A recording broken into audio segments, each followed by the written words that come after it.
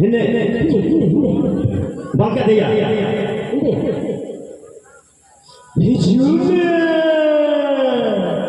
बांकाना road में शिकार है मेरा शिकार ही नहीं ले तैयारी हो चले हाँ हाँ चले चले हिंदे चले बांकाना में चले शिकार ही रहा है अरे भैया बांका जो है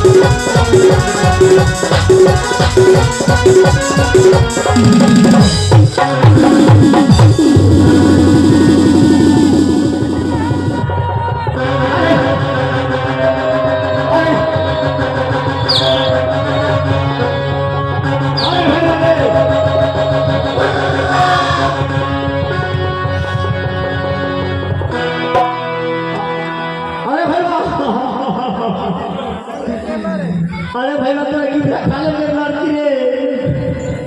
बांधा जुले कन्हैया अरे हाँ